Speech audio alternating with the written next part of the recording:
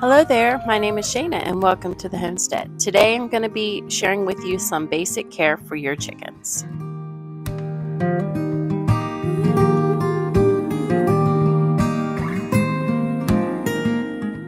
These tips are going to include everything from what you feed them as well as things to keep them healthy.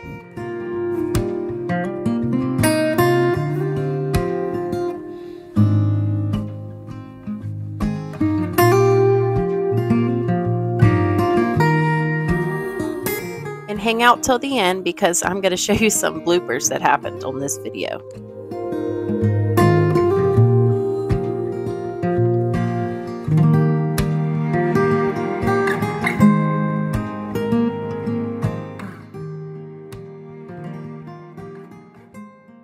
Hello there, my name is Shaina and welcome to the Homestead. Today we're going to finish our series on chickens. If you hadn't watched that last video I made on chickens, I will link it above so you can check it out. But today we're going to be talking about the basic things that you need to know to take care of your chickens. First tip I have for you is when your chickens are right on the brink of being brooder ready. You will know when they have all their feathers in, and that will help them adapt to the elements, whether hot or cold. And that means that they're ready to get out of the brooder. So it really depends on the breed, how old they are. Actually, I got about 3 months ago, 3.5 months ago, and they will be ready to lay at 4 months. And so they grew super fast and their feathers came in quickly. And so it really depends on the breed. My barred rocks took a little longer to grow and be ready to put in my coop. They took longer to get their feathers in. They usually don't start laying for about 5 to 6 months, at least 6 months, I believe, last year. It just takes some breeds longer to develop and to be able to be coop ready. So the tip number 2 I have for you is make sure you have a good food and water system. For me, I have tried several water systems. I will show you them in the video. Feeders where you fill the bottle part up and then flip it. They're okay. My big concern about them, I feel like they get super dirty. The option I use is a bucket one. I've used the bottom, I guess they're called metal nipples on the bottom, and you hang the bucket up. The only problem about that is they tend to leak super fast, so I wasn't really happy with that one. So I switched to ones that you drill holes on the side, and like I said, if you check out that video, I will show you how I did it. And they have little cups. I had problems with my last one not tightening as well. So I'm still on the hunt for a really good water system. So if you have a favorite water system for your chickens, please comment below and give me some suggestions. You want to make sure that you're switching your chicks from their chick crumble to a layer feed if they're going to lay within, you know, the next few weeks. And you can get that in crumble or pellets. I tend to like the pellets better because they are not as messy as the crumble. And also you want to make sure that you give them as many scraps as you can. Summer's coming up, lots of watermelon rinds, melons, things like that.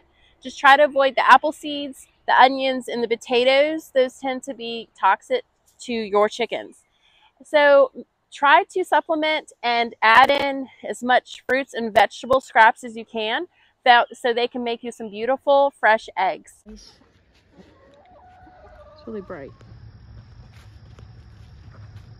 One thing that I have found that helps me with the cost of the feed is only giving them, maybe, it depends on how many chickens you have. I usually give them only about half a cup of feed per chicken because the cost is just so much. These chickens actually are able to get some bugs and things. I move them around quite a bit. The other ones, I make sure that I throw some fresh grass or the scraps in there for them, but that will definitely cut down on your cost. For me personally, I like to use the pellets because I feel like I get more bang for my buck and a lot of it doesn't get wasted. And if your birds are in the process of molting, which means they lose feathers, the black sunflower seeds is a great resource. I usually just mix them in with their feed. And with summer coming, I know my chickens tend to get overheated, and so I had this idea from one of my favorite chicken books I will share with you in a minute, to make an ice bundt cake for them. And I went out to my garden and cut some fresh mint and lemon balm. Apparently that's really good for their health. So I cut some of that up and then put some scraps of strawberry tops and watermelon that I had, and then I froze it overnight.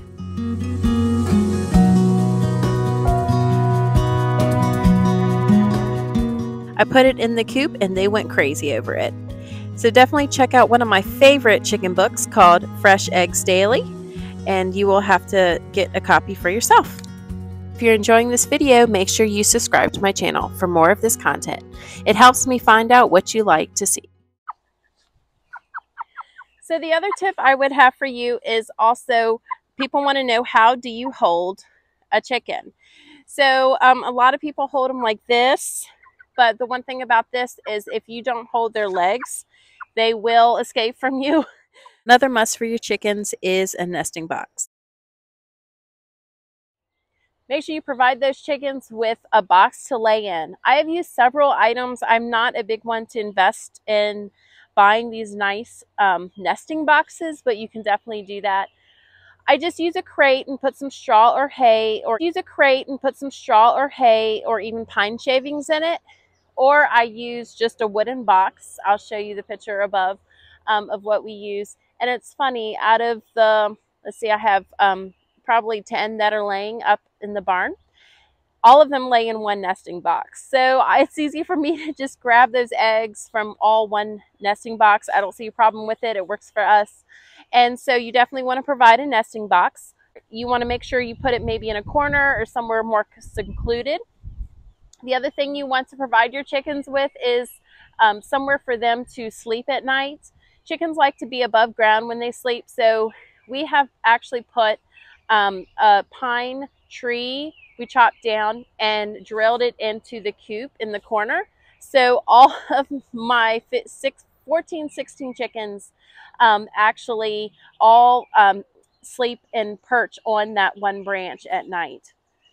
Another thing I would strongly suggest in order to keep your chickens healthy and strong is when you give them some things that you can add that you would have around your house or easily accessible would be DE, which is, I can never say it right, I'll put the put the name of it below, but it is actually a powder and it's natural, and then you put it into the coop, and I like to sprinkle it around, and then I also provide them a big bowl of it, and they actually like to bathe in it and get all that dust on them, and it keeps away the mites and then also fleas and things like that that can actually make them very sick. So it's very important to add that into their coop. And also the second thing I would suggest for when it comes to boosting their immune system and deterring things is adding about a tablespoon of vinegar per quart of water. I mean, you can do less or more. I usually just eye it, but the apple cider vinegar will help their gut and also help their immune system. And just, I did that with these chicks, and it just helped them so much. Every single one of these survived, which is unusual for me. I usually get chicks and a good amount of them pass because they're so weak, but I definitely saw a difference when I added the apple cider vinegar.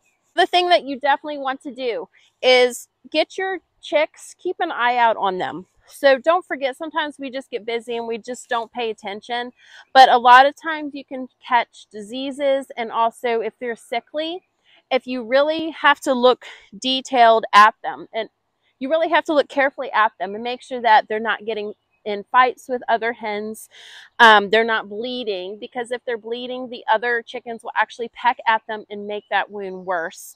You also want to check for, I like to check under their wings and make sure that they don't have any mites or fleas, and if they do, I actually have a bottle of neem oil, and you can purchase that on Amazon. I'll leave the link below, but I put a little bit of just dish soap, maybe about a teaspoon of dish soap in a spray bottle, And then I put about a 1/4 cup of neem oil and then fill the rest up with water, shake it real good, and spray them down, because the neem oil will actually help the fleas, ticks, and mites. And so I've actually used that on my dog and my cats right now, because we have had just an issue with fleas this spring. So if you have a bird that has a wound, especially a broken feather or things like that, something that's bleeding, one tip that I tried when I had a chicken with some broken feathers is I use arrowroot powder, or you can also use cornstarch. And what you want to do is you want to take the powder and wet it just a little bit so it to become a paste, and then you kind of want to spread it on there, or you can dust it on there, whatever works better, and it will stop the bleeding.